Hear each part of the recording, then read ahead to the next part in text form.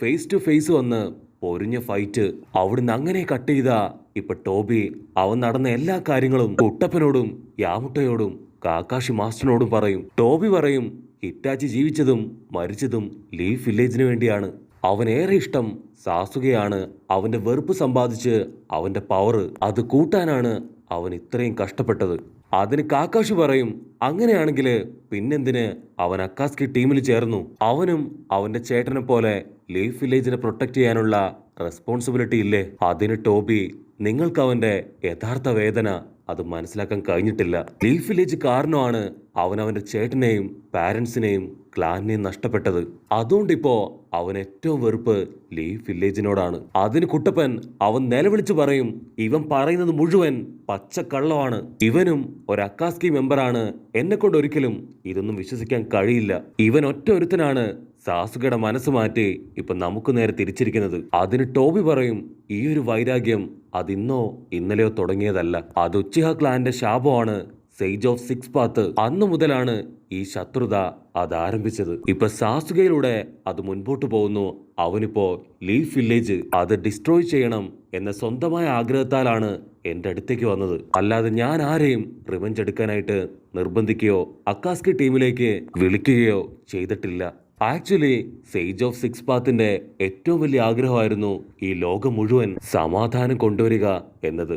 പക്ഷേ അദ്ദേഹത്തിന്റെ ലക്ഷ്യം അത് പൂർത്തീകരിക്കുന്നതിന് മുൻപേ അദ്ദേഹം പോയി. അതുകൊണ്ട് തന്നെ അവസാന സമയത്ത് സേജ് ആളുടെ 2 മക്കൾക്കും ആളുടെ ജിപ്സു അത് പറഞ്ഞു കൊടുത്തു.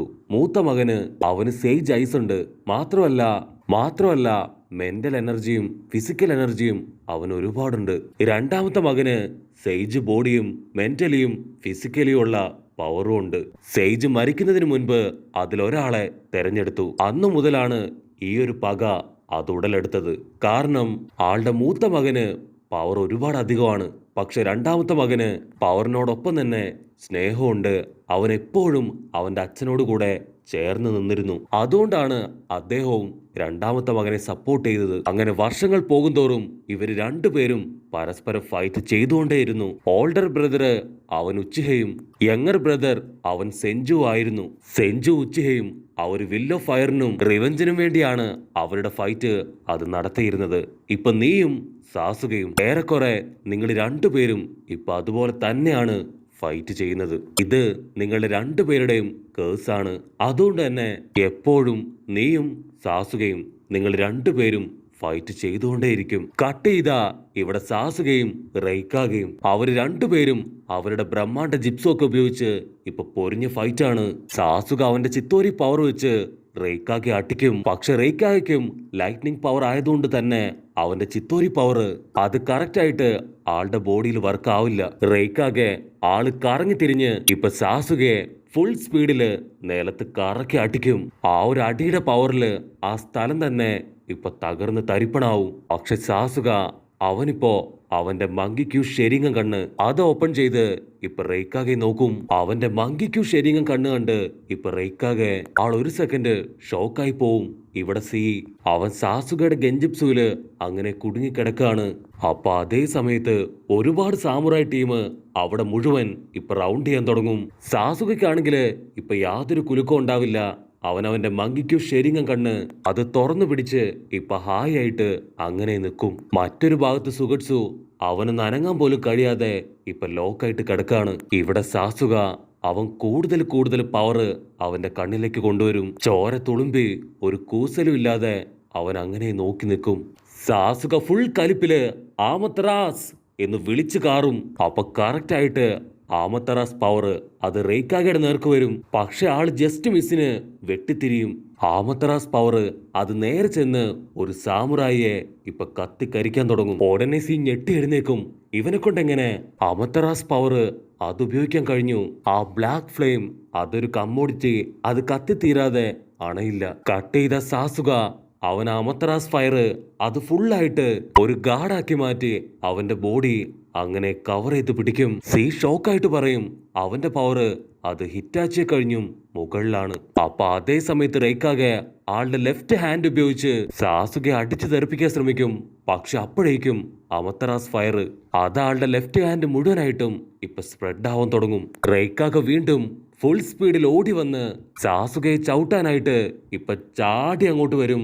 ആ സമയത്ത് സാസുക അവൻ ഫയർ കൺട്രോൾ ചെയ്ത് റെയ്ക്കാകെ ഇടിക്കാനായിട്ട് റെഡിയായിട്ട് നിൽക്കും. അവര് രണ്ടുപേരും ഇപ്പൊ ക്ലോസ് എത്തിയ ഉടനെ നമ്മുടെ ഗാറ അവനവന്റെ സാൻഡ് പവർ വെച്ച് ഇപ്പൊ റെയ്ക്കാകെ കറക്റ്റായിട്ട് ഹോൾഡ് ചെയ്യും. പക്ഷെ എന്താ, റെയ്ക്കാഗയുടെ കാലില് ഇപ്പൊ ചെറുതായിട്ട് തീ പിടിക്കും. ടെമരി അവളുടെ പവർ ഉപയോഗിച്ച് സാസുകയുടെ ഫയർ അത് അണയ്ക്കാൻ ശ്രമിക്കും. അപ്പൊ കങ്കൂറ അവൻ റെയ്ക്കാഗയുടെ ഡ്രസ്സ് അത് അങ്ങനെ റിമൂവ് ചെയ്യും. അപ്പൊ ഗാറ ഇപ്പൊ ബാക്കിയുള്ള എല്ലാവരോടും അവിടുന്ന് പോകാൻ പറയും. അവൻ പറയും, ഇത് നിഞ്ചകൾ തമ്മിലുള്ള പ്രശ്നമാണ്, ഇത് തീർക്കാൻ ഞങ്ങളെ കൊണ്ട് മാത്രമേ കഴിയൂ. എനിക്ക് അത്യാവശ്യമായിട്ട് സാസുകയോട് ചില കാര്യങ്ങൾ പറയാനുണ്ട്. അതിനുവേണ്ടിയാണ് ഞാൻ ഇവിടേക്ക് വന്നത്. ഇവിടെ റെയ്ക്കാകെ ആളുടെ കത്തി എരിയുന്ന കൈ അത് വെട്ടി താഴെയിടും. അവൻ സീനോട് പറയും, എന്റെ കൈ അത് എത്രയും പെട്ടെന്ന് ശരിയാക്ക്. അപ്പോഴേക്ക് ഞാൻ സാസുകയെ അവനെ നേരിടാന്ന് പറഞ്ഞ് വീണ്ടും റെയ്ക്കാകെ ഇപ്പൊ സാസുകയുടെ തൊട്ടടുത്തേക്ക് വരും. ഉടനെ സീ ടെൻഷനായിട്ട് അവന്റെ പവർ ഉപയോഗിച്ച് അമത്രാസ് ഫയറിനെ കൺട്രോൾ ചെയ്ത് റെയ്ക്കാകയുടെ കൈ അത് ഹീൽ ചെയ്യാൻ ശ്രമിക്കുകയാണ്. അപ്പൊ ഗാറ അവനിപ്പോ സാസുകയോട് പറയും, നിന്നെ ഞാൻ ആദ്യം കാണുമ്പോ നിന്റെ കണ്ണിലുണ്ടായിരുന്ന അതേ ഫയർ അത് തന്നെയാണ് ഞാൻ ഇപ്പോഴും കാണുന്നത്. നിന്റെ ഫീലിങ്സ് അതെനിക്ക് മനസ്സിലാവും. പക്ഷെ വൈരാഗ്യം കൊണ്ടോ പക കൊണ്ടോ നമുക്കൊന്നും നേടിയെടുക്കാൻ കഴിയില്ല. നിനക്കിപ്പോഴും സമയം ഒട്ടും വൈകിയിട്ടില്ല.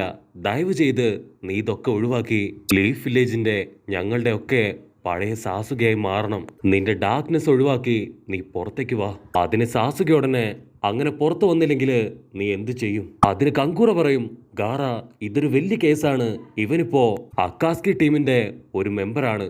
ഫൈക്കാകെ പോലും ഇവനെതിരെയാണ്. മാത്രമല്ല ഇത്രയൊക്കെ പറഞ്ഞിട്ടും അവന്റെ സ്വഭാവത്തില് ഒരു മാറ്റവും ഇല്ല. അതുകൊണ്ട് നമ്മൾ വെറുതെ ആവശ്യമില്ലാത്ത കാര്യത്തില് ഇടപെടണ്ട.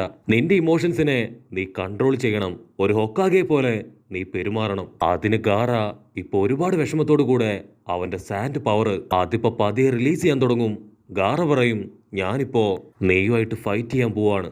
ഗാറ അവനിപ്പോ കരയാണ്. പക്ഷെ സാസുകയ്ക്ക് അവൻ ഒരു കൂസലും ഉണ്ടാവില്ല. അവൻ വീണ്ടും അവന്റെ ആമത്തറാസ് ഫയർ അത് പുറത്തേക്ക് എടുക്കും. അവിടുന്ന് അങ്ങനെ കട്ട് ചെയ്താ ഇപ്പൊ ടോബി അവൻ കുട്ടപ്പനോട് പറയും, ഇന്നല്ലെങ്കിൽ നാളെ ഏതെങ്കിലും ഒരു ദിവസം നീയും സാസുകയായിട്ട് ഏറ്റുമുട്ടും. നീ നാഗട്ടോയെ കൺവിൻസ് ചെയ്ത പോലെ സാസുക ഒരിക്കലും നിന്നെ കൊണ്ട് കൺവിൻസ് ചെയ്യാൻ കഴിയില്ല. കാരണം സാസുക അവനിപ്പോ മുഴുവനായിട്ടും ആ ഡാർക്ക്നെസ്സില് പെട്ടുപോയിരിക്കുകയാണ്. അതിന് കാക്കാഷി മാസ്റ്റർ ആള് ദേഷ്യപ്പെട്ടു പറയും, നാഗട്ടോയുടെ ലക്ഷ്യം ഈ വേൾഡിലേക്ക് സമാധാനം കൊണ്ടുവരിക എന്നത് മാത്രമായിരുന്നു. അവന്റെ വഴി അത് മോശമായിരുന്നെങ്കിലും അവന്റെ ഗോൾ അത് നല്ലതായിരുന്നു. ശരിക്കും നിന്റെ ഗോള് അതെന്താണ്? അതിന് ടോബി, എനിക്കൊരു വലിയ ലക്ഷ്യമുണ്ട്. ടെയിൽഡ് ബീസ്റ്റുകളെ അവറ്റകളെ മുഴുവൻ ഉപയോഗിച്ച് ഞാൻ എൻ്റെ ലക്ഷ്യം അത് നിറവേറ്റും. അതെന്താണെന്ന് ഞാൻ മറ്റൊരിക്കൽ പറയാം. നിങ്ങളെ കണ്ടതിലും സംസാരിച്ചതിലും ഞാൻ ഒരുപാട്